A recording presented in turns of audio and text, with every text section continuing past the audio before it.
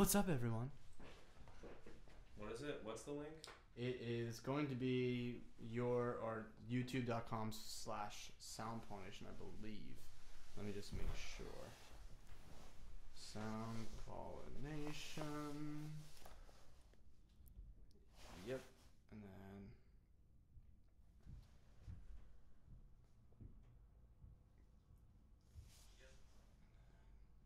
cool. Alright, you know what? I gotta adjust something on. I gotta adjust something.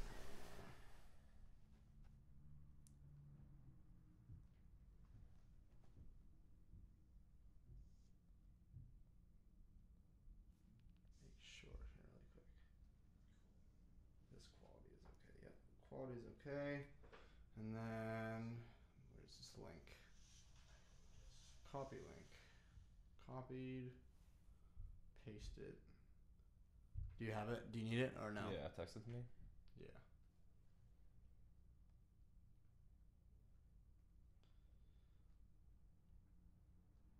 Paste.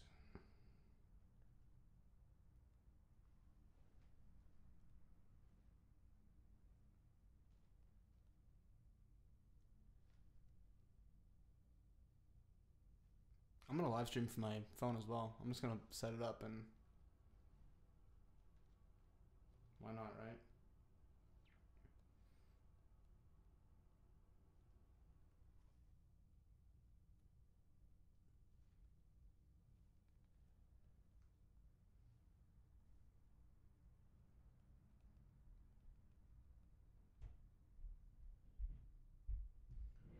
Let's go here, live. Go live. I'm live. Hey, look at that. I'm live. We're live. Hey, Grant. We're live. All right, where am I setting this thing up? Let's see here. Let's see. We are about to go live in 2 seconds. Just go to the link below and you'll be able to catch us there. Where should I set this up? Let's go to the best spot. About to go live in 2 seconds. Just go to the link below and you'll be able to catch us there. Peace. We are about to go live in 2 seconds. Just go to the link below and you'll be able to catch us there. Peace. We are about to go live in Bam, 2 look at that. seconds. Just go to the link below and you'll be able to catch us there. Peace. We are. All right. Oh, I'm live on my thing.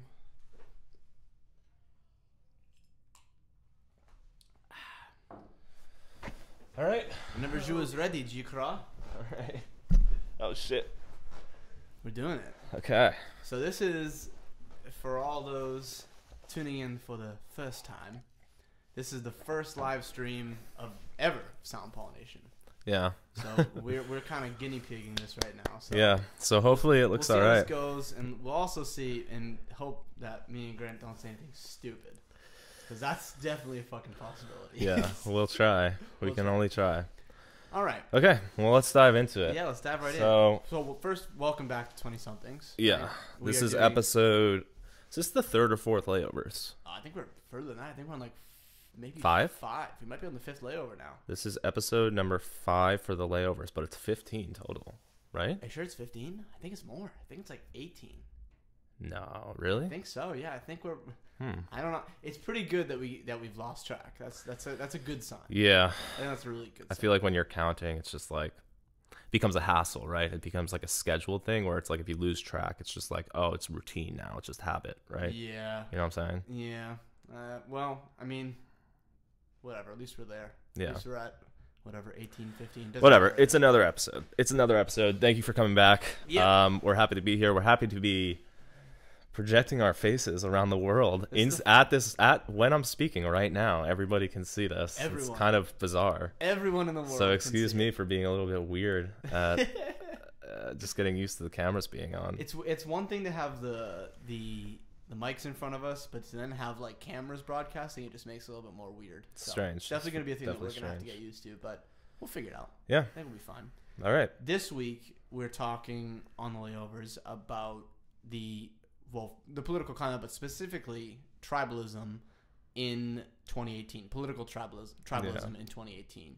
So I know you want to start this off by saying that, like, a lot of people... Yeah. So we were talking earlier today, and I was saying to Keith that one thing I've noticed is that there are specific tribes that are emerging. I think they've been there for a while. I don't think that this is a new thing whatsoever. No. But I think that they've become more concrete, and the contrast between the two of them has become very apparent, right? So you see it.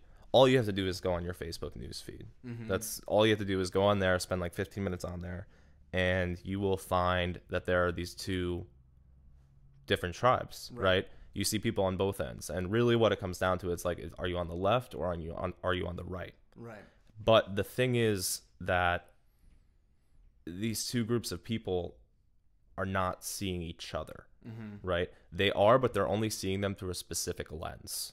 Well, yes, and it's really bizarre because I think what happens in this, I think, is a product of social media and a product of us being so connected. We've talked about this before, us having such a concrete connection to each other that, like, when I look at my friends that are posting very, hardline political beliefs, posting their specific opinions about things, I imagine, I don't know for sure, but I imagine that those people, the only thing they're seeing from the other side, like you said, is like through a very small lens. So they're getting like the extreme of the other side. Like they're getting... Well, that's a good point, because the only people that are willing to post exactly are people that are extreme about these ideas. Right, but it's projecting an so that's like how big do you think these tribes really are then? If it's only the people at the fringes that are, that are showing themselves, right? We don't know how many people are there, but they're the only ones that we see, right? So it's like, how big is it actually? So is it a matter of it being big, or is it a matter of it just being loud? Loud, exactly. That's what I was gonna say. Is it's not like the tribes aren't exactly big. It's just that their voices are the loudest because they just are the ones that keep talking and keep talking and keep talking. Right. And I don't know how you fix that, because I guess the way that my first thought of fixing that is like, oh, we need to get more people involved so more people have a voice. But that was the solution before. I remember back before like social media was a thing, actually kind of really before the 2016 election. Yeah. It was very much like, oh, keep your politics to yourself. Right? Like, and now... Yeah, but I still think a majority of people do keep their politics to themselves. They do. And what's strange about it is that contrast that we're talking about, that tribalism, it's not as evident in face-to-face contact. Think about it. No. Every day, if you live in a city like we're here in New York, you leave your apartment, you go on the subway, people aren't shouting at each other their political beliefs. Like you wouldn't think that there's such a stark line between these two parties just from living in the physical world. Right. Like, you wouldn't go out into the world every day thinking like, oh wow, people are really divided. You know what I'm saying? It kind of reminds me of like you just saying like people don't go out and like say these things to each other on the street. Yeah. The thing it reminds me of is it's become like a religion, right? Because people that are so about their religion, there are a ton of Christians, but not a lot of Christians will go out like onto the subway, right? And be like, praise God, praise Jesus, you have to believe in Jesus. But there are a certain few fringe people that will do that. Right. And they give it this weird connotation of right. like, oh, those types of people are weird. But right. it's just because they're the loud voices. Right. And it's also because they're shouting about like God, and they're shouting about like mystical things, right? Right.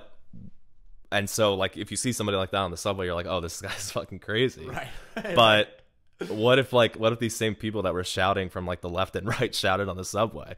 You know, like the way that they're shouting online, like those crazy people are shouting on the subway. And we dismiss it and say that they're not crazy. Right. Because it's online, and because, because they can formulate their ideas in a structured setting where they can go back and edit, and they can, you know, really kind of figure out the the formalities of their How post. How long do you think these people spend crafting a status on Facebook? Well, as a person that used to craft to set statuses on Facebook, I mean, like 2 days. Maybe 3 days. I don't know. No, I mean you don't spend that long, but I imagine these people are spending like a good amount of time like going. And we've seen people, right? We've called them out to each other before, where it's like, oh, did you see that guy's post today? Yeah. Where it's like you're talking so ridiculous, and like I know this isn't your actual voice. Yeah. I can tell that you put like an hour's worth of edit into this post, Right, before you actually sent it out. but the funny thing is like, so between the two of us, how many Facebook friends do you think we have? Like 3,000-4,000, Yeah. something like that. This is crazy because I don't talk to anyone. But There are only about 20 people that come to mind that are these people, and that's what I'm saying. It's like, let's say if our Facebook friends could be like a sample of the mass population, right? Mm-hmm. And it's only like, let's say it's 25 to 50 people that are loud on social media. right. That's a very small percentage of the population. If we're thinking about that, if we're scaling it down to 4,000 and 50 of those people are the loud ones on Right. It's a Facebook. very small Now, if percentage. that was like an accurate representation of the population of the United States, then you wouldn't, that doesn't seem divided. That seems like there are these minor subgroups. Right. Well, but this is the reason why you have so many people being like, "Oh, there's a blue wave coming." It's because they Right. think, It's because people are loud and they're shouting because they want a blue wave. but they think that everyone, like, oh, if my friend is doing this and he's on the left, and everyone on the left must be thinking in this, and that's just not true. Well, you know, the midterms were demonstrative of that, right? And the funny thing is like, there were even memes going around that were like, there's that one meme of like Jason Momoa tackling that other guy from behind. It's a meme, and you just see him like running up, like about to tackle this guy, and the meme was like me not expecting the red wave coming during the midterms. I don't know, whatever. Yeah, we'll I know what post. you're saying. Like they put like little text over like certain parts of the image. Yeah, Kinda like the yeah. one with the guys like looking over his shoulder. Right. So, and- well, people were making like a joke out of it to like, and I guess it was sort of to like raise awareness, but people were joking about how the amount of people that are actually politically engaged is distorted given what people intake through social media. Say that again. The amount of people that are politically engaged, like Yes. our perception of it and most people's perception of it, Yes. is distorted based on what they intake from social media. Very- And I think very that's true. for a few reasons. One, it's for what we already noted. It's that there's only a loud few, but they're so loud that they appear to be many. And also, I mean, I don't know how much this has to do with people's actual friend groups or acquaintances or the algorithms of social media, but I think that you see more of your projected belief coming back at you. And I don't know if that's an algorithmic thing or if it's... Well, I know Facebook did change its algorithm, but and I know they've also been really trying to figure out ways to solve this problem. It's been a huge problem, specifically with Facebook. Yeah. Like people getting into these echo chambers of, you know, I see it on the right and on the left. People posting crazy memes from a right-wing source, and people on the left posting crazy memes from a left-wing source. And I don't know how Facebook could fix something like that. Right. I do know, because I've been spending a lot more time recently on Twitter, Mm-hmm. that Twitter, I think, does a bit better of a job in managing. How so? Because I think it's just the way that the posts work, right? Like we were talking about with Facebook, those posts are so long, right? So people can just rant.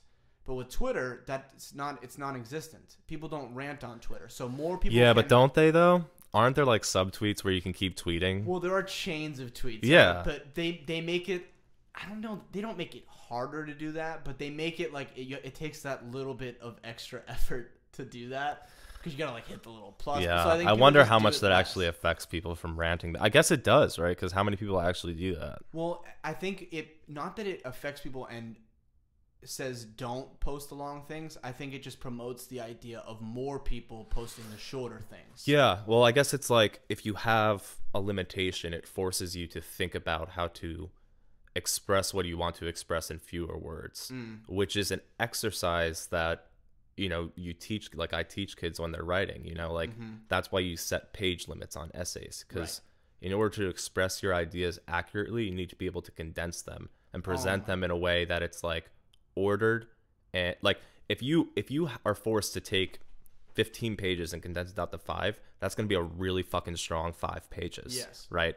But but you know, if you can draw that equivalent to like Facebook versus Twitter. Like if you took your 3-paragraph status on Facebook and are now forced to condense that into what's the character limit on? I think 280 now. So if you were had to limit that to 280, like what would it say? It would be a lot more effective. There's a lot more thought that goes into condensing something like that. Yeah. I mean, so that's why Facebook, I think, is so toxic, because you can just spew bullshit as much as you want. Right.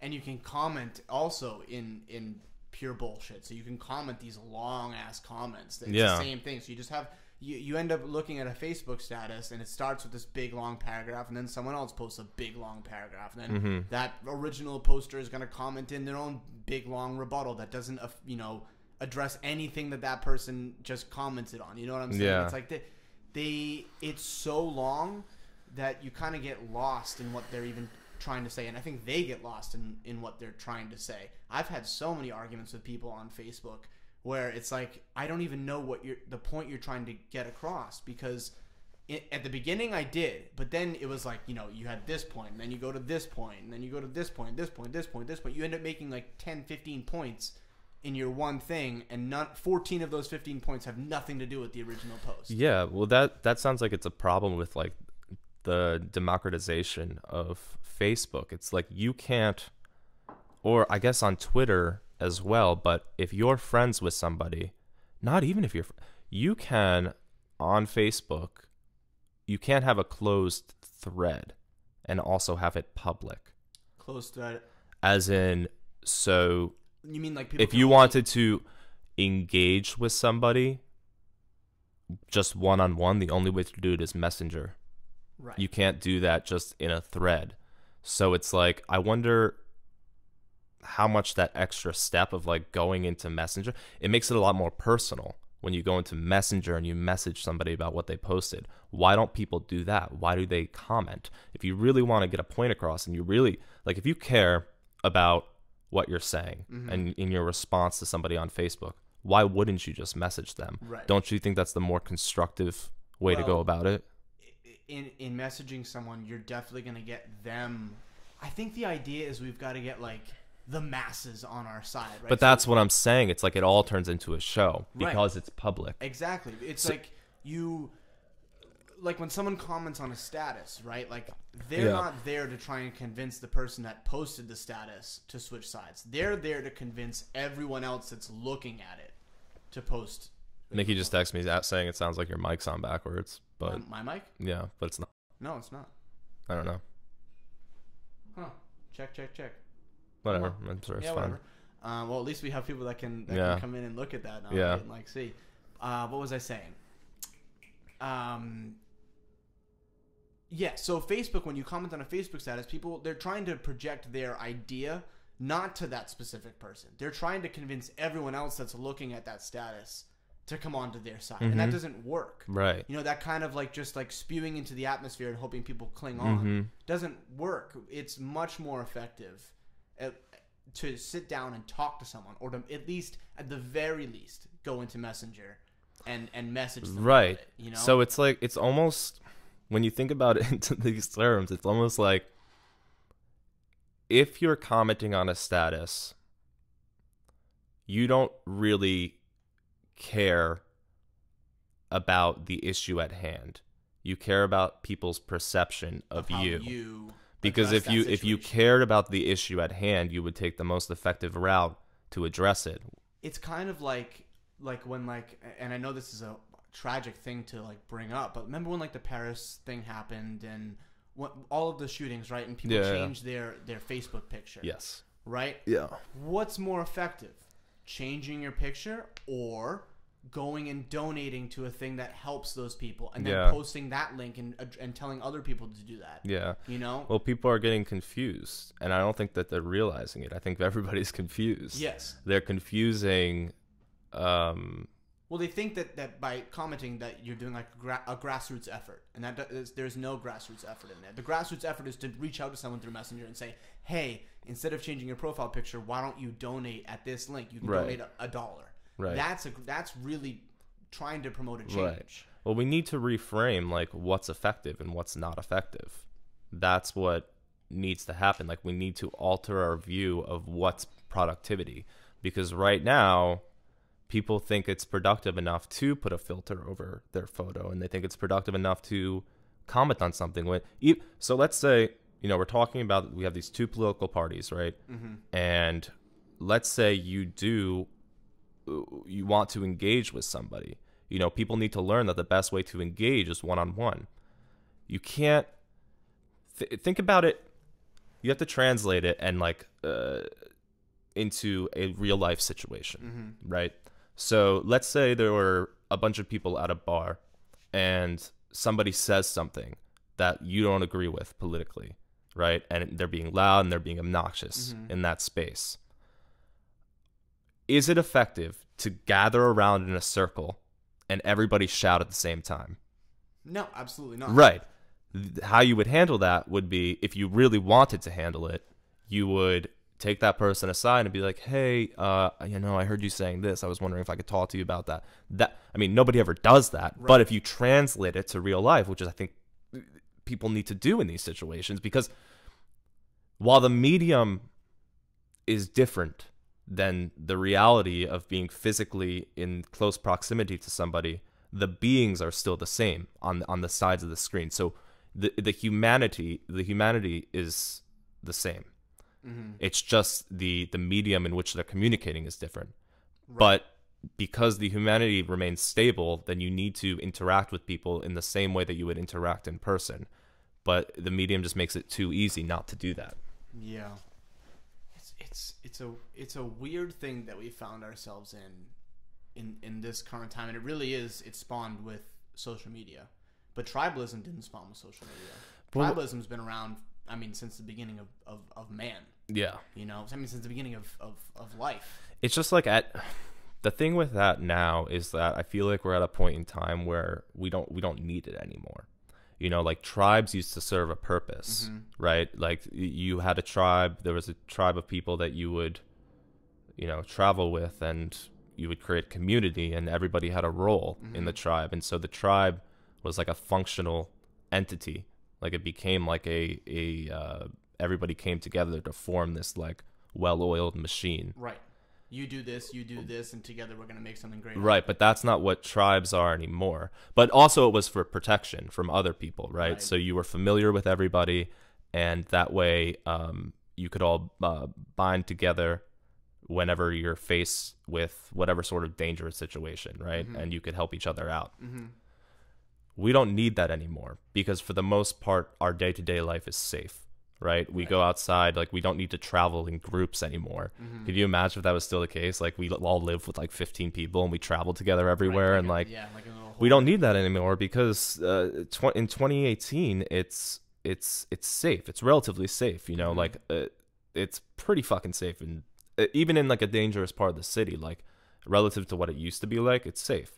And so we don't need that anymore, and yet there's like this remnants of tribalism. Like it's like we have to get it out in some capacity, right? We need to feel part of some sort of in-group, right? As opposed to an out-group and other. And so I think the easiest way that we direct that energy is into nationalism. Right. But then I guess you break it down even further, right?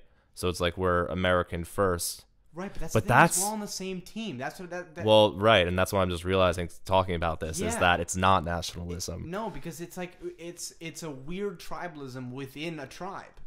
You know what I'm saying? Like we are, as a tribe, if you wanted to break it down into the real definition of like what a tribe, like the country is a tribe. Right. Like the United States of America is the But country. Even that's so silly these days, with like the globalized direction we're going in, like even thinking about countries as tribes. It is. There's still some merit to it, because there are still some dangerous countries out there. There's still some dangerous leaders out there that without the boundaries, but for the most part, we're caught up, at least in the Western world and that part of it. But it's weird that we don't recognize that we are all in a tribe, and to protect each other, we all have to get along. Yeah. Or not get along, but we have to understand where the other side is coming from and use our understanding of what the other side is pointing out. Yeah. Or what the other side's beliefs, use that to then better the entire group. And Right. that's what's happening. There's no communication. It's just combativeness. It's like the Red Sox versus Yankees. You know, it's like I'm never going to agree with you based on what I have believed in my entire life, and I'm not going to switch. Right. It's very bizarre and it's very new. I don't think we've ever been. I don't think it is. I just think. You don't think it's new, or you don't think it's not new? I don't think it's new. I think that it's been a thing for longer than we realized. I just think that there's been no way people are getting louder about it. You know, it's much easier to be loud. But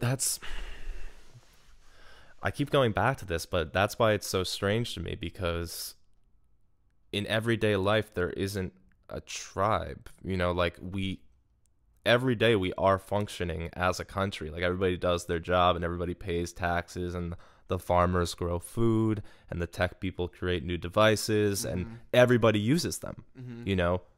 So, you know, we're already cooperating. Right. So why the hostility? We're cooperating on on a logistical level, but on an ideal level. Well, it's pragmatic, right? Like it's, I don't know. It's just so strange. It's like, okay, you have no problem like eating the farmer's food, but if he's a Trump supporter, then you fucking hate him. Right. You but know? You'll still eat his food. Right. But you have no idea. Right.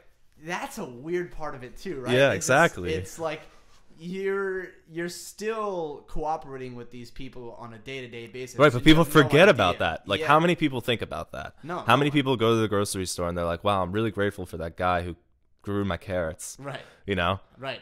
But Trump supporter, I'm putting them back. Right. Like, no. Do you think there's people that like do research on that and like don't buy certain vegetables because the farmer supports Trump? I hope not. I bet there is. I bet if we Googled it, you could find like a website dedicated like not buying these brands. Or like some news article where like someone was interviewed outside a grocery store, like I was gonna buy my carrots, and I realized they came from New York, and that's a liberal state. Yeah, exactly. People probably go to that far of an extreme. But that just shows how silly it all is, right? Because on so many levels we're already cooperating. Mm-hmm.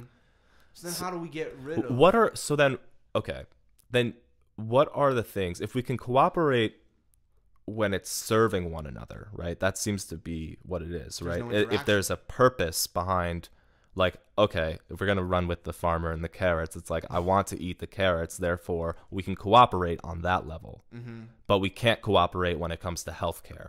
Like, why can we cooperate on some things versus others? Yeah.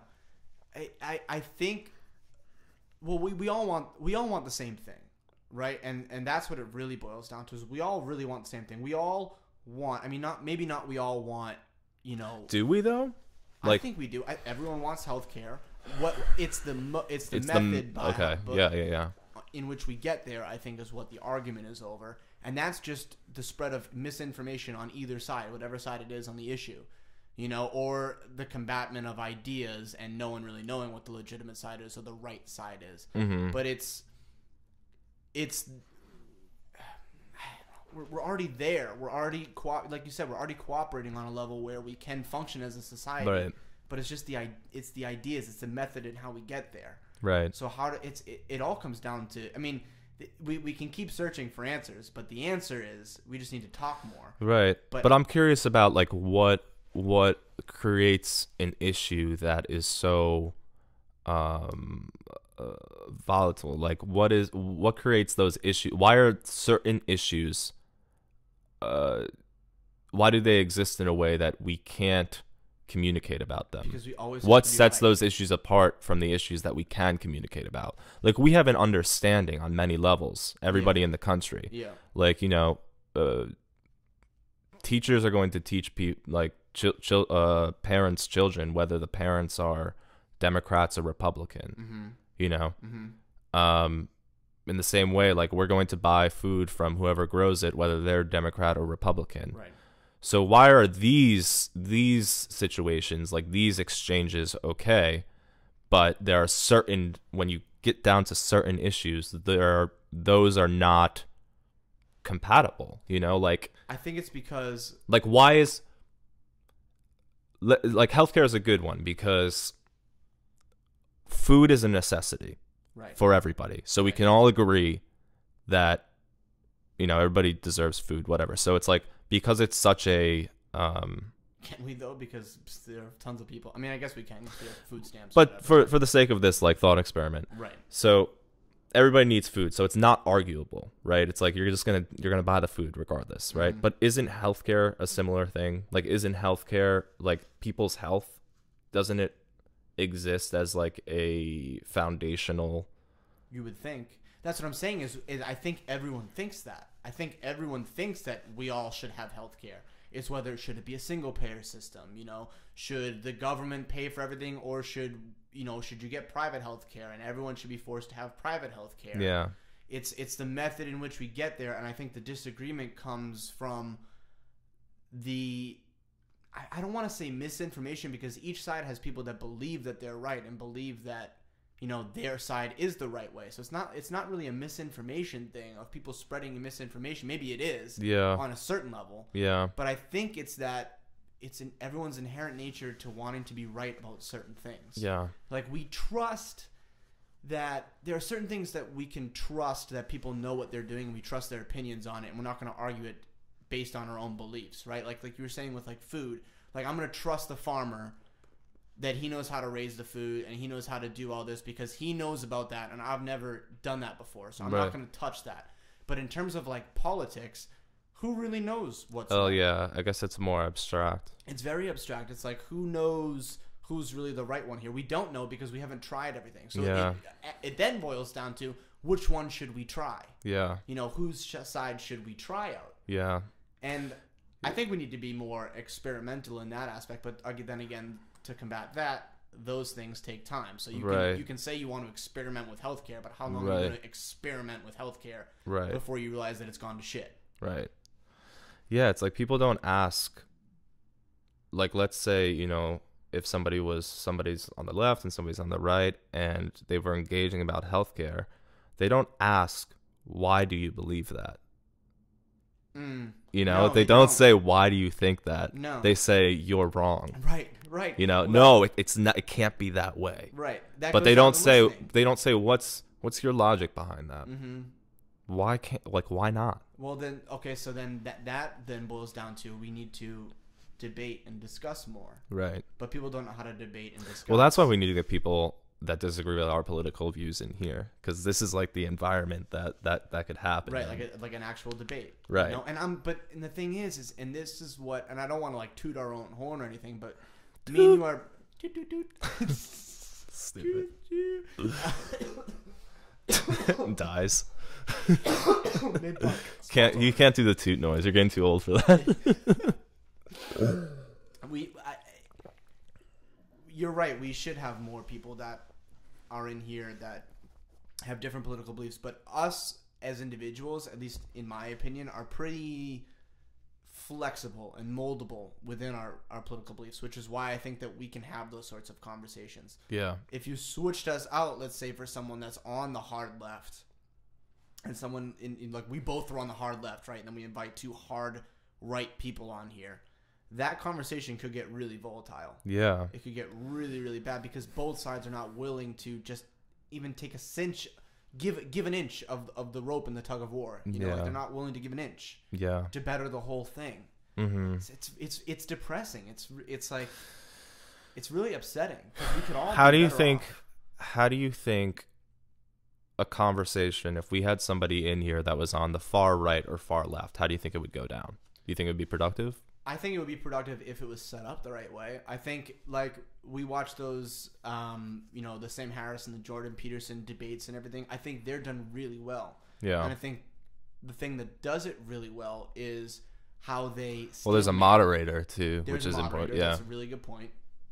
But they steel man. Yeah. They don't straw man. They steel man. Right. For those that don't know what steel manning is, I don't know if you want to explain. Yeah, I mean, it's just... Yeah, it's just... if you're engaging with somebody, or if you're writing about a certain topic, you take the time to fully understand exactly what the other party is saying. Mm-hmm. So if Keith and I disagreed on healthcare, I would say from, just walk me through it from start to finish, walk me through all of your logic, and I'm going to pay attention, and then I'm going to repeat back to you what you just said. Right, in your words. In my words, so I can let you know that I'm understanding what you're saying. Right.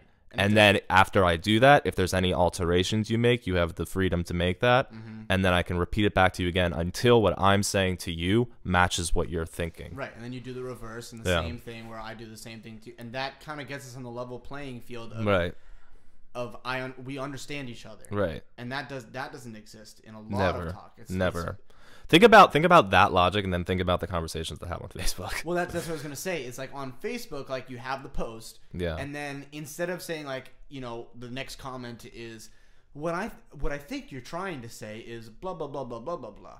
That's not what happens. Well, the other thing is like via text, when you talk like that, it sounds really like pretentious. Yeah, condescending. Yeah. If you're like, repeat back to me what I'm trying to say. Right. Like via text. That's the other thing. Like text is different than like oral communication. There's like no emotion behind it. Or there is emotion behind it, but it's whatever emotion you. Well, certain you can say there's no tone. Right. There's no tone. So a sentence.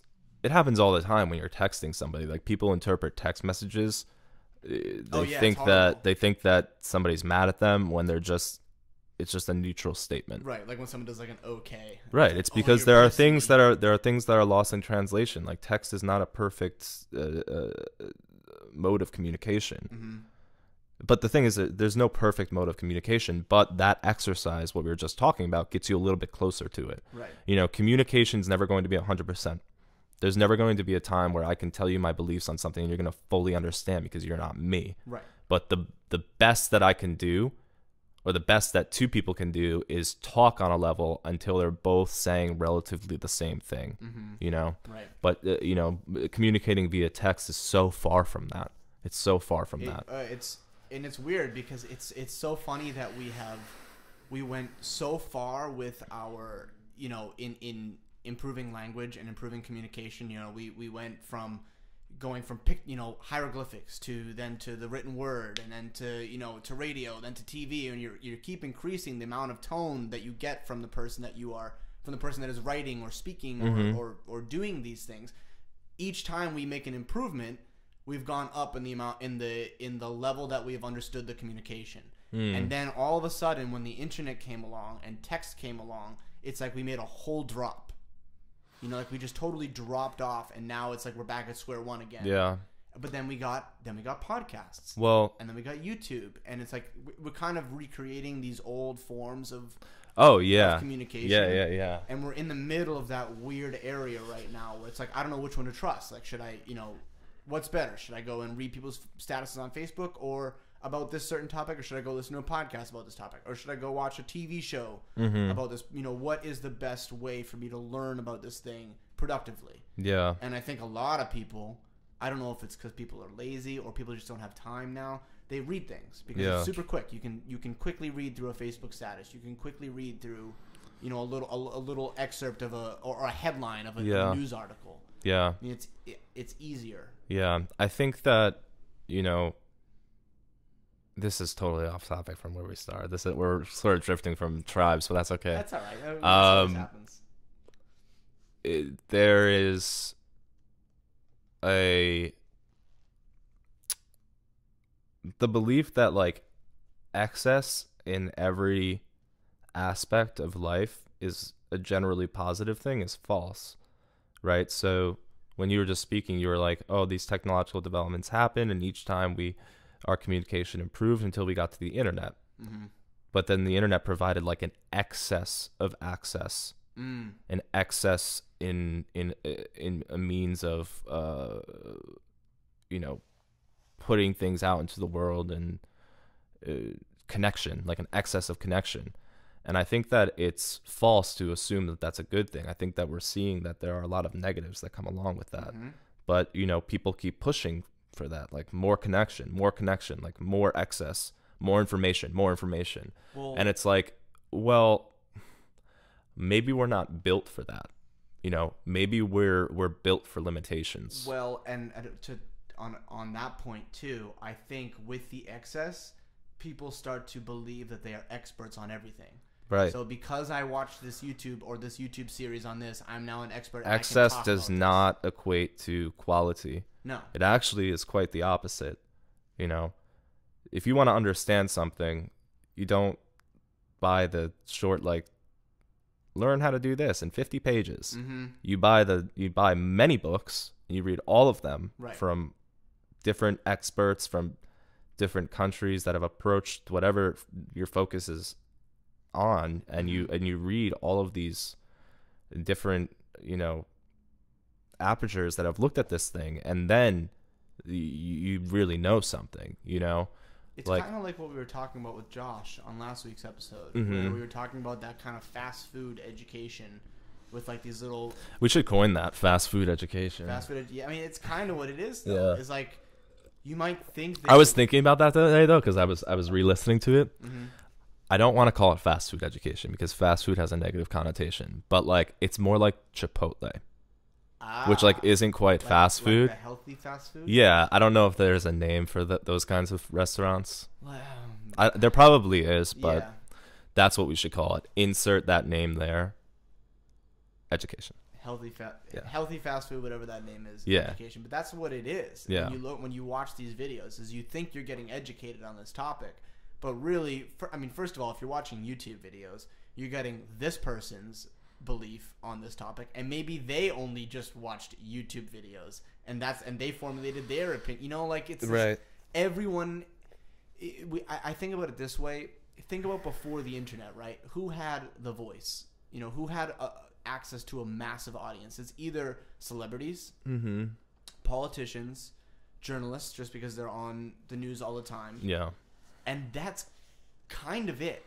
Yeah. That's kind of it. You know, so those are the only real types of people that could broadcast their beliefs and their ideas to a large audience. Yeah. Politicians, celebrities, and journalists. Now, I mean, look what we just talked about. Between the two of us, there's 4,000 Facebook friends. So, and I probably have like 3,000, to be honest. I probably have like 3,000 friends on Facebook. You're super popular. I'm such a popular guy. But I can broadcast automatically without it doing any work, right, to 3,000 people my beliefs. Well, that's a huge issue, is that expertise isn't really a thing. Like the authentic backing. Yeah, exactly. There's nothing backing expertise these days, you know, because the internet provides a means for like anybody can create a website and put up information on there. You don't know who created it. And let's say it's a website on, I don't know. I mean, anything. I don't know. Let's say it's a cooking website. Right. I don't know. Anybody could do that. It might not be somebody who's been cooking for 30 years and went to culinary school, right? But you can create a facade that makes it look like it is. Dude, here I go with the cough. Every time I laugh, I cough. He's gonna die by the end of this podcast. I think so. I'm gonna have to drag your dead body off the screen. YouTube's gonna ban us for showing a dead person. Oh no, it's gonna become another Logan Paul. This is, I always end up talking about this, but relating it to martial arts, there's people that like tell like the kiss of death, right, or like the touch of death. Yeah, right. You know, like we're like it's like this McDojo thing. With anyone that doesn't know what a McDojo is, it's like a martial arts school that basically either like gives you belts or tells you like there's this one technique to rule all techniques. Right. And what they do is they get all of these little followers that believe in their system. So now all of these people believe and they act out. There's videos of these people that like they'll touch someone and that person. Yeah, I've seen those. You showed me those. Yeah, they're ridiculous. Legitimately believing it. But as soon as someone with any actual real combat expertise comes in and says, "Hey, how about we fight now?" Yeah. And there's videos of that happening. Those people get their asses kicked. Yeah. Like straight up, they get, and it's not fun to watch, right? Because someone's getting the absolute like living crap kicked out of them. But that's kind of what is happening on a larger scale in everywhere else. Yeah. What that demonstrates is that, and we don't like to admit this, but I think the human species is like highly gullible and malleable. as in like it's very easy to make an impression on a human. Mm-hmm. And so now, you know, with the internet, people can develop content that walks a fine line between, I mean, propaganda and genuine content. And that's the purpose of propaganda. It's to influence somebody. It's like to trick them into thinking something. Mm-hmm. And I think that we're seeing the results of that happening more and more frequently, right? If everybody is producing content to with a similar goal to propaganda, Mm-hmm. it's going to affect people in a similar way. Well, it's kind of like what they're doing is they're creating propaganda without realizing that they're creating propaganda. They truly Right. believe they're propaganda. Right. You know, and that's you saying propaganda is really interesting because propaganda on social media, I mean, I know I see it all the time. There is so much fake. Dude, posts. I Shit would that you say can- about, here's the thing. A lot of people that are going to be listening to this show, like, are the people that share now this videos. Some of them are okay, but there are certainly some of them that seem like propaganda to me. Mhm. And, you know, I don't know how effective that is to share, you know, because while it might have a positive message, right? It might appeal to its demographic, right? So it's going to get shares by liberals. Mm. But when the other side sees that, with and going back to tribalism, it's like, just like when we see right-wing propaganda, it's crazy. It appears to be crazy. And you have to understand that that's what they're seeing when they see now this videos. Right, right. It all seems crazy. Cause Right. because it is. It's just from a different lens. Right. You know? Yeah. Not just now this videos, but there's a bunch of videos like that. No, but yeah. it's all over the place, but that goes back to like seeing the fringe of the group that you're looking at. You know? Right. Like you're seeing the fringe views. You're seeing the far left. You're not seeing the middle left. There's Mm-hmm. a lot of people that are in that area of like that are moderate. There are so many people that I think identify as moderate. Well, that's another like the people, the loud people, they it's unacceptable to be anything but on the fringes right now. It's unacceptable. Mhm. You're either with us or you're against us. Oh, that. And that's very tribal. Like Yes. that is like highly tribal. It's like you're either with the tribe or you're out of the tribe. You know? You get totally ostracized if you're out. Yeah. Like, people don't want to talk to you. People. I mean, it's happened to me. It's happened. I wonder how happens to many everyone. friendships have been ruined over the past 2 or 3 years. There are people that I used to talk to, not on a regular basis, but that I would feel comfortable talking to about maybe a year or two ago. Yeah. That I would feel very, very awkward talking to now. Why? Because not that my beliefs have changed.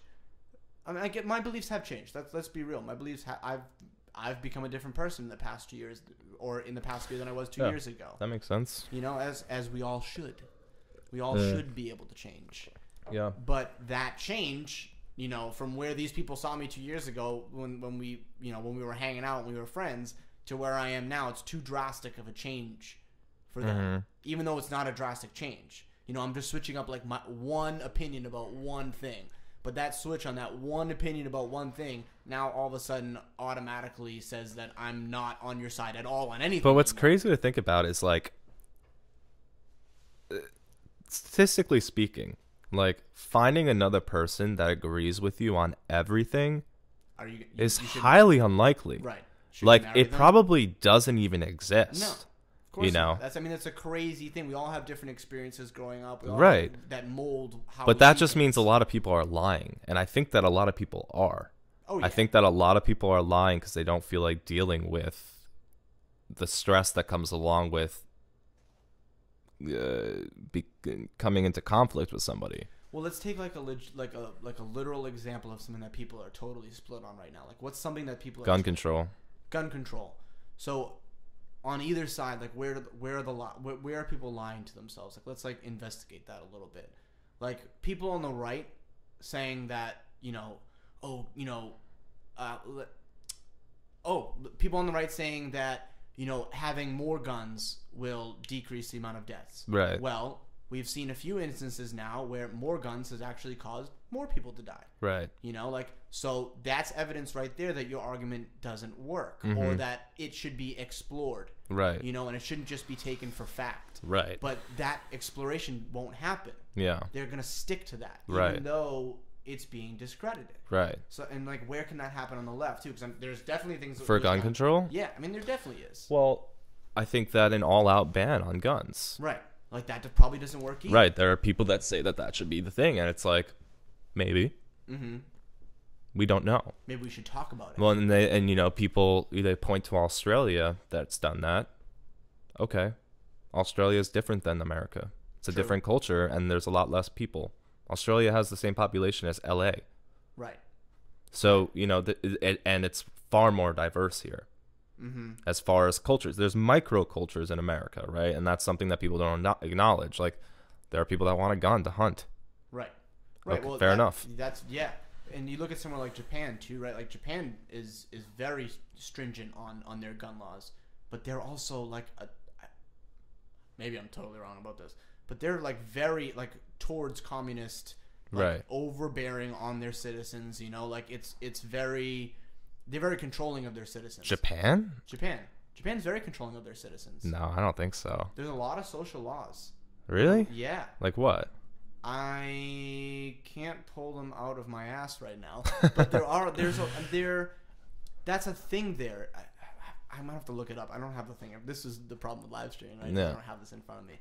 But if I remember correctly, maybe I'm wrong, but I thought that Japan was like super, super, super on their citizens about, maybe not about guns. I know that they don't have I know they have strict gun They don't have guns. Yeah. But about other things as well. Maybe I'm wrong. I'll have to look that up and I'll post about it or whatever. But I mean, China would be a good example. Yeah, there's another one, right? A communist nation. Right. Yeah, maybe you don't have guns, but now you have the government controlling you. Yeah. And that's a big fear of people on the right. Right. It's like, if you take away our guns, we're going to get controlled by the government. And people on the left laugh and scoff at that and everything. Right. But there's some legitimacy to it. Right. It's not totally bullshit. Right. And people are going to pay attention to their fears. Mm-hmm. So looking at this situation, we have people on the right that are saying more guns. Mm-hmm. And we have people on the left that are saying ban all guns. Mm-hmm. The people on the right are whatever, like they don't want a ban on guns. I think that's an infringement of their rights. The only thing that the left is saying that they're going to focus on is the ban of all guns, because that's the fear. That's the threat. So they're going to focus in on that. They're going to zone in on the fear. Same thing with the left. The fear of the right? What do you mean? The people on the right. Yes. They're going to focus on what they fear in what the left is saying, because that's just how humans are. You focus on threats, mm-hmm. right? Mm-hmm. So what's threatening to them, what's threatening to their way of life and their ideology, it would be a complete ban on guns. Oh, yes. So the only thing they're going to focus on are the people on the left that are calling for that. Right. And they're going to project that it's the entire left that's calling for that, because it's their fear. The same thing on the left. Their fear is more guns and more guns being distributed and whatever the consequences of that is. So they're only going to focus on the Republicans, or not even the Republic. I'm sorry. They're only going to focus on that idea being shouted from the right. Right. But they're going to assume that the entire right is saying that, because that's what they fear. People focus on what they fear, and you'll ignore other things. It'll be like tunnel vision. You're going to focus on what's fearful. Mm-hmm. It makes sense. It's so interesting because I talked about it on the podcast before a long time ago, but I remember talking about it. I had an interaction with a guy on Twitter, actually, and we were talking about gun laws because he came right out. I think I posted something, or we were on a common thread or something like that, and he came out and was very adamant that you want to take away all of our guns, mm-hmm. you want to make it so that nobody has a gun. And I was like, that's not what a lot of the people on the left are saying. I kind of explained it to him, and I was like, what I want personally, because I can't speak for everyone else, but what I want is better background checks, more mental health checks, and I kind of went through that whole side of it, right? Mm-hmm. That's another argument that the left makes. Mm-hmm. You want the background checks, the mental health checks, and whatever. Make it harder for people to get a gun that shouldn't have a gun. And he was like, "Oh, I agree with that." And yeah, right. And then we had a little conversation, and we came to an agreement on it. And that kind of goes back to what I was saying before at the very beginning with like Twitter, I think, is a little bit more productive, you know, because I think you can have that short little snippet back and forth of like, this is what I believe, and it's only like a sentence. You can't extrapolate on what you believe too much to make it that you're just shouting at people. You only have this little sentence, and then they're gonna have a little sentence, and then you're gonna have a little sentence, and it kind of forces a dialogue. It forces like a shortened dialogue almost, and it really makes you put your point across. Right. So, and it was just a really cool interaction. Yeah, I think I've also discussed this as well, but Facebook is doing a thing now where, and I don't know if they're still doing it or they were testing it, where it's like if you flag an image, which a lot of people will do if they disagree with their political ideology, they'll flag it because they find it offensive.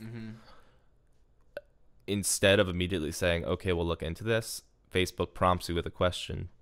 Do you want to talk to the person about what they posted? Oh, I do remember. I think I've talked to you about this before. I think so. And it's like, yeah, that's what these gigantic communication platforms need to be doing. They need to be funneling people into a dialogue. You know, that's what doesn't happen. They need to be slowly, you know, give them a little shove into dialogue. Yeah, because there's none of that. There's too much free reign. Yeah, social media. But then people say that's social engineering, and it's like, so. But isn't that the point of social media?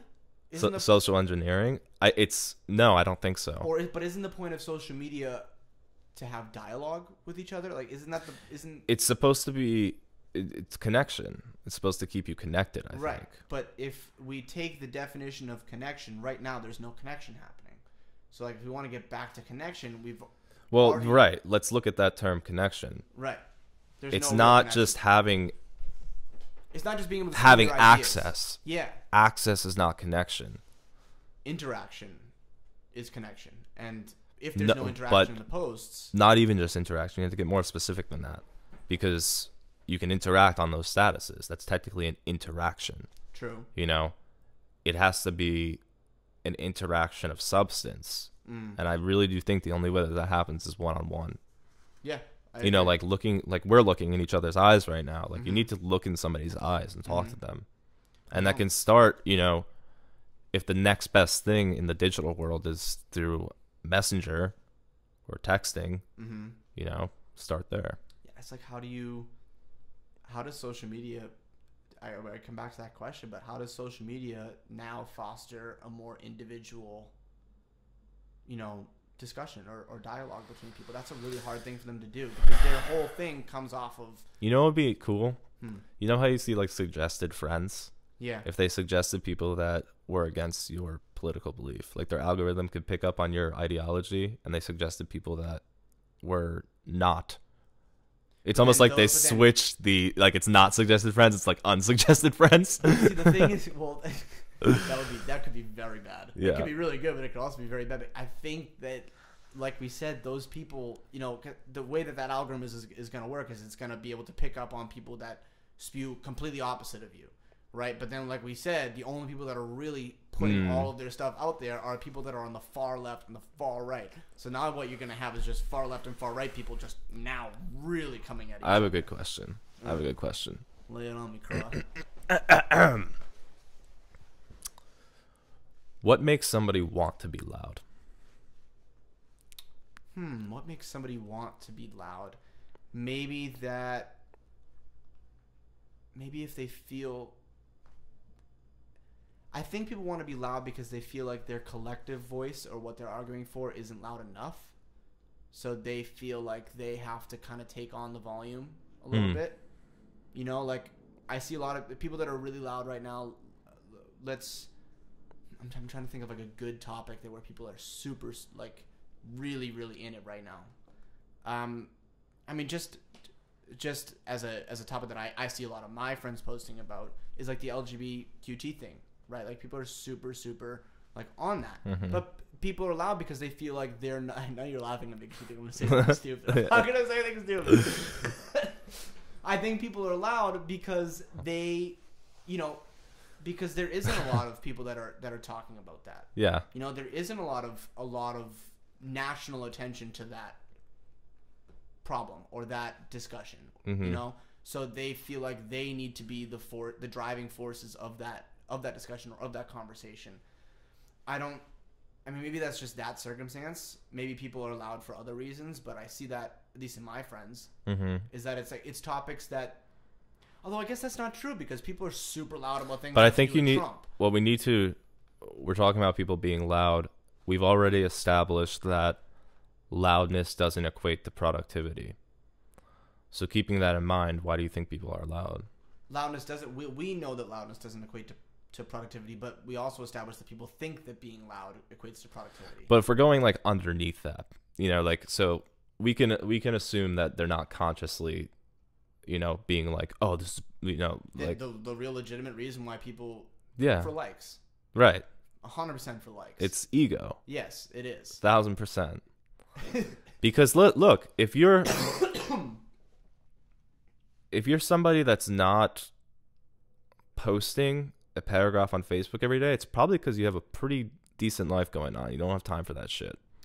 It's kind of like the people that they always, and I don't know if there's any validity to this. I don't have an opinion about it, but a lot of people talk about people that post pictures of their girlfriends or boyfriends all the time. It's like everyone always says that those people that post all the time about their significant other, right? It's because that are in a happy relationship. People say, forget about relationships. People say that about social media in general. Like the people that are the most unhappy with themselves need to create like a digital image that meets a standard, that they wish they were achieving. And so if they can project that standard in the digital world, it's as close as they can get to it. It's like cheating, Well, it kind of, I mean, look at how many people, there are probably a lot of people that have created like a career out of talking about certain subjects on like Twitter. Like people that back in the early days of Twitter, like in 08, 09, started talking about politics. And next thing you know, they're a legitimate political commentator. It's kind of a way for people to forge new expertises.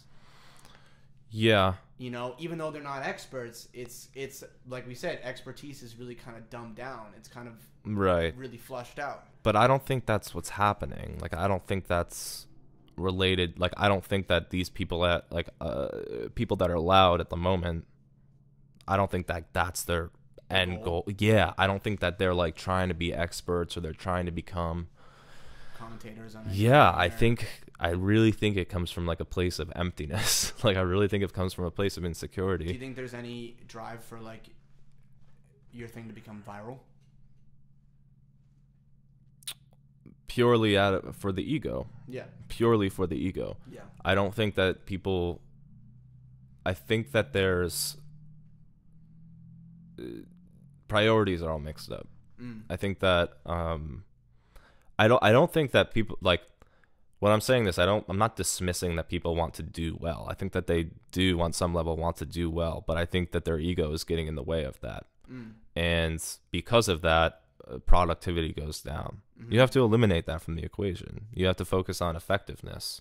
Right. And if you wanted to be effective, you wouldn't be shouting on social media. You'd be looking up like, different ways to volunteer and go out and even just going out and protesting. But that even at this point has become like a every time there's a protest, you get your picture with the sign and you post it on Instagram so you can feel like you're a part of history. It's like you behind you of like the crowd. Right. Who can come up with the most clever sign? Right. Like that's a thing. Right. So even that has been tarnished by but this. What if those protests, like I think about like protesting, right? Just that in and of itself. Think about like the protests back when the Vietnam War was happening. Those were significant protests. They had a real impact. But that's what I'm saying. Like, there has to be substance behind what you're doing. And when you are just shouting, it's like you're speaking without thinking. Right. It's like you're speaking without thinking. That's why, there's a saying like, wise men are the quietest. Like, I don't know who said that. Maybe it's Confucius or something. I have no idea. But it's, it's like a platitude. It's like something that people say over and over again. Yeah. And there's something behind that. Because for a few reasons, you can like extrapolate on that. You can say, well, they're thinking about what they want to say, so they're not going to speak often because they're putting a lot of time into what they want to say. But you could also say they know that their voice, a solo voice, is highly limited. And so, quiet people are going to spend more time, dedicate their time to actual productive actions rather than just shouting. They're gonna analyze the situation and figure out the best route instead of just yelling. Right, rather than just posting it immediately. Do you ever see people that do that? Like, I find this really funny. Like when they'll post an article, right, and it will be in line with their beliefs and like really like go against the other side. But then if you click on the article, it was from like 4 or 5 years ago. Like they didn't actually take time to read and see what the article was about, or see when it was from, or see who's involved or anything.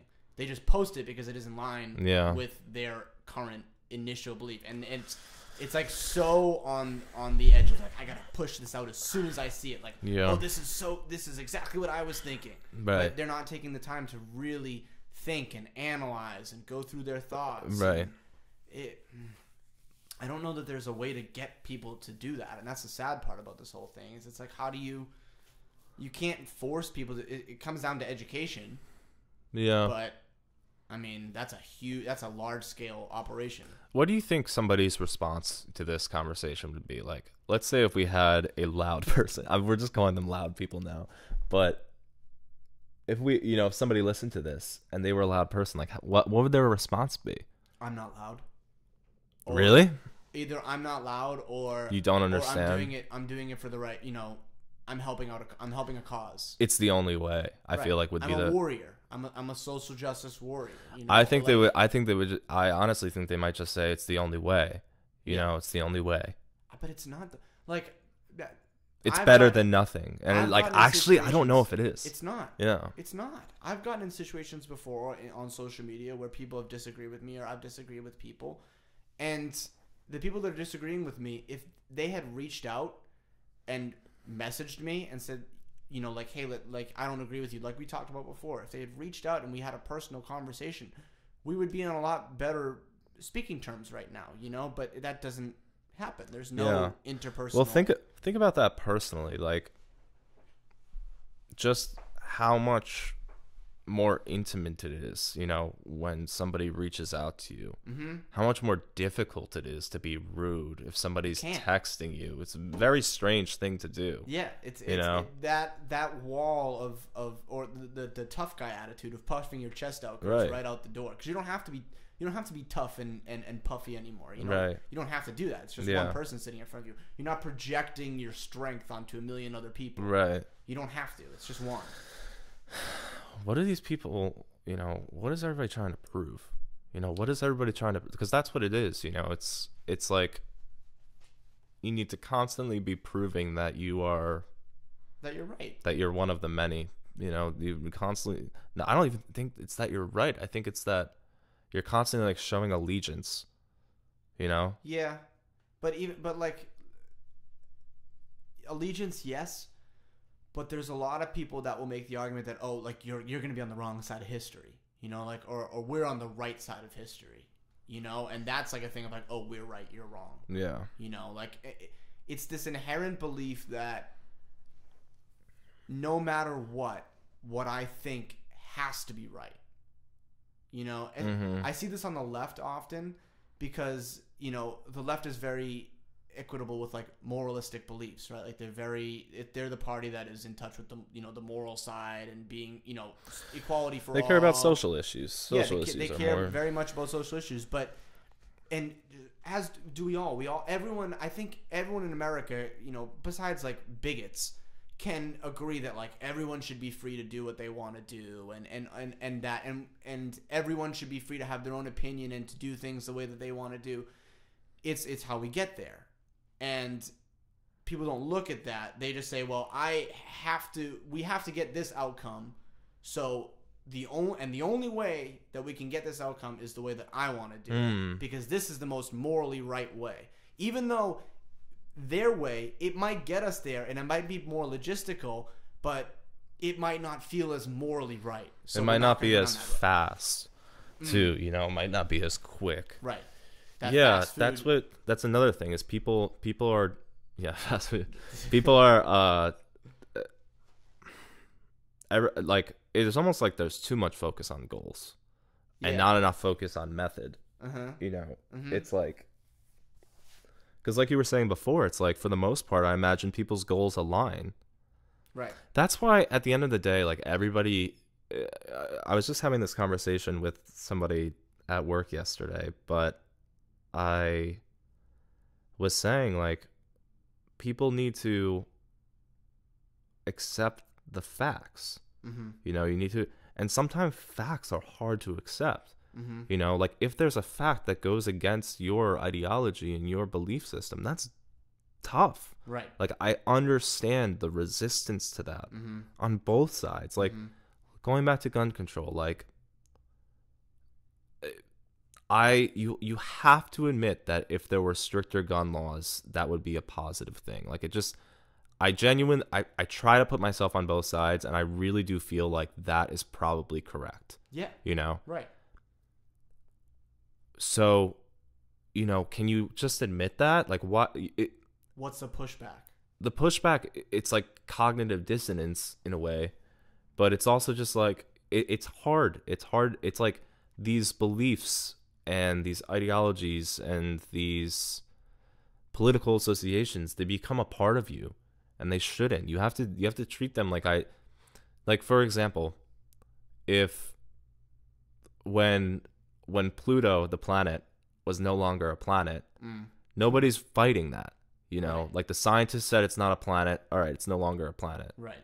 Well, the specialists say that stricter gun laws are going to decrease. So, Let's all right try it. then. Right. Let's try it. But certain things become embedded, like under people's skin. They become a part of them. It's like their entire life revolves. You see people. There are certain issues that it becomes people's entire life. right. Their life. It's goal like is you to get you that. as an individual are separate from ideas. But You're you not also- your ideas, because ideas are transient and ideas are constantly in flux because we're constantly gathering new data and information. Right. So you need to adapt with that. But also not even that. You're so much better than just being that one idea.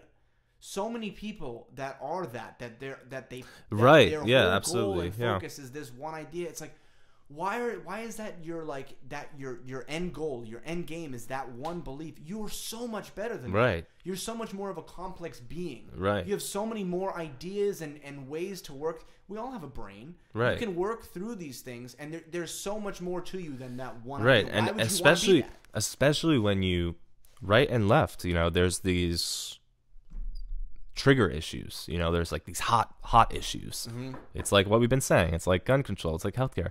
There are a million issues. Mm-hmm. A million. There are these big ones that everybody talks about. Mm-hmm. But there's a million things you can focus on, you know? So totally dedicating, even if you're just dedicating yourself to the 5 main like Democratic issues that people, or the 5 main Republican issues that people fight for, it's like, why do that? You know, why not just accept that like things are complex and some things are right and some things are wrong, And you don't know everything about and everything. that might switch one day, and the things that you thought were right are now wrong. Right. But you're open to whatever the facts are. Whatever the facts are, you're open, you're reciprocal to that, and you change as information changes. Right, right. This kind of reminds me of it really comes down to, you know, admitting that you don't know everything about everything, right? And also admitting that you can take advice or take counsel from people that do know things about that certain subject. I'm just thinking about like in the 2018 midterms, right? In Massachusetts, my home state, there was a proposition on the midterms about healthcare, specifically about nurses. How many nurses on the floor in a hospital, right? And you know, you can think about this issue all you want as a bystander, as someone that isn't involved in that field. But for my money, I'm going to bet on what the people in the healthcare industry are saying about this certain proposition. You know, like my father, it's really funny because my sister voted on it and my dad was not furious, but he was upset because she never asked for his counsel. She never asked him, like, hey, as a healthcare professional, as someone who works in hospitals and is around situations with how many nurses are on the floor and how many nurses are dedicated to this patient, and whether we have an over flux of the amount of nurses. He knows about all that because he's an expert in the field. He's been in the field. He's been on those floors. Why not ask that person instead of just formulating your own beliefs out of nothing, out of thin air? Mm-hmm. You're formulating your own opinion about this, but you have no idea. Mm-hmm. You understand what I'm saying? Yeah. Like yeah. I think the proposition was it was that the government can mandate how many nurses are on the floor at any given hospital at any given time, rather than the hospital itself being able to mandate how many nurses are on the floor. So the hospital or the government is saying, like, you have to have this many nurses on every floor at all times, and if you're not a nurse or if you're not a healthcare professional, what the hell do you know about that? Mm-hmm. Really? Like, I mean, maybe if you're a patient, right? But take the advice and the counsel of the people that do know about that certain subject. Mm-hmm. Don't just form an opinion out of nowhere. Right. That's just bad for everyone. Right. It's bad on I think all the most sides. obvious, example of that is with climate change. Mm-hmm. Or just with science in general. How loud do scientists have to shout until? Oh my God! With this climate change thing, it's like, how much louder do they have to shout? There's 98% of them or whatever. Yeah. How much louder do they have to be? It's sad that people can't get over that ego bump that they have, and just accept that, like, if we all realize that we're not the best at everything, and it's okay to not be the best at everything, and it's okay to not know everything about everything. Yeah. And it's okay to also listen to other people and be like, you're right. Yeah. It's okay to do that. We'd be in a much better place. Mm-hmm. But people just can't. Their egos are too big. And I don't know how to So, shoot down an ego. Yeah. I mean, I do, but it involves, kicking in the face and getting beat up a little bit. Yeah. That's the only way that I know how to suppress ego. Well, to end the thoughts on tribes. Yes. Oh, yeah, right. Well, based on this conversation, I would say that it seems like people gravitate towards tribes because they think of their identities as made up. Like, I think people need to start, like we were saying before, recognizing that they're complex individuals, and that their identity cannot be packaged into what the tribe's identity has to offer. And so that's my last thought on that. Yeah, you're not your tribe. Yeah. You're not other people's ideas. Yeah. That's a big thing, I think. You are not other people. You have a brain. You can formulate ideas, so do so. It's the most valuable thing you can do for people is formulate your own ideas. Educationally and with, other counsel of like I said, of experts, but do yourself justice and formulate your own ideas and formulate your own opinions on things instead of just going with groupthink and going with your side. That's kind of where I'll leave it. Free Fair thought, enough. people. Free thought. That's the slogan. That's the slogan. And that's the first live stream. Yeah. Bada Thanks bing, for bada bang, tuning bada boom. in. Look at that. All right. Well, before we go, make sure you check out soundpollination.com. You can Yes. find all of our other shows there. You can find lots of cool stuff that we have going on, lots of exciting things coming. These new live streams, I guess, are going to be happening. If you want to support us, you can go to patreon.com/soundpollination. Every donation really helps us out. Even a little bit goes a long way with projects like this. So Yes. please check it out. And the thing with the Patreon, if you don't know what Patreon is, just to give a little brief description of this, Patreon is a really, really cool service, something that I think is going to really grow within the next few years, because it allows artists to sustain themselves without the backing of a producer or without the backing of a production company.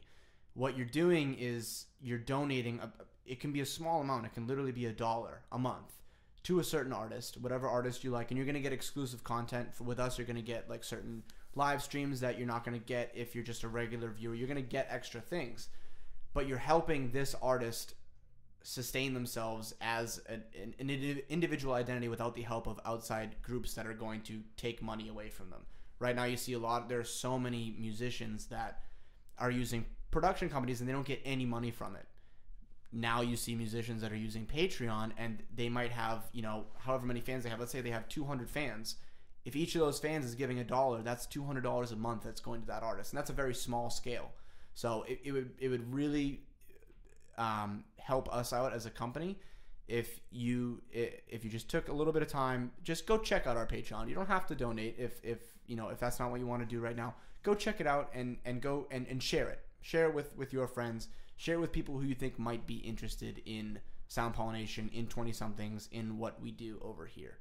And with that, thank you very much, and have a good rest of your evening, people. Later. Thanks. See ya.